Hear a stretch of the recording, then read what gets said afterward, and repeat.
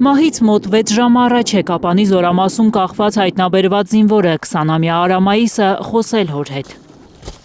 Տղան հավատացրել է, թե ամեն ինչ նորմալ է, ծառայությունն անցնում է իր հեշտ ու դժվար կողմերով։ Երեկոյան ժամի 6-ի մոտ խոսել է տղու հետ։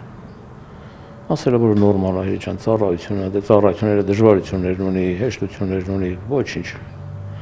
Օրերն եմ հաշվում գամ տուն։ 7 ամսից տանը պետք է լիներ Արամայիսը։ Նրա ընտանիքը Արցախից էր բռնի տեղանվել 2023-ին, Արցախի վերջին կռվի ժամանակ, ապրում էին Արտիմետում։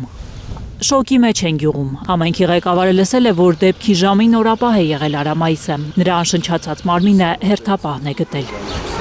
Օրապահ է եղել այդ ժամանակ, որից հետո ըստ տեղեկությունների իրան գտել են հավանաբար հերթապահը, գտել արդեն կախված վիճակում։ Արտիմեցիների մի մասը չի հավատում, թե Արամայիսը կարող էր իր կյանքին վերջ տալ, շատ կասկածներ ունեն։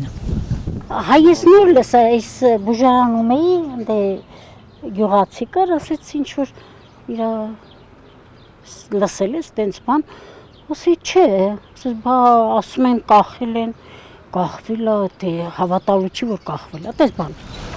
Արամայիսը իրենից մեծ 2 քույր ունի։ Գյուղում Գևորգյանները պարկեշ մարդկանց համբավ ունեն։ Արամայիսի հայրն էլ է զինվորական, ազատամարտիկ։ Խոսակցություն կա գյուղում, թե Արամայիսը ընկերուհի ունի Մեղրիում։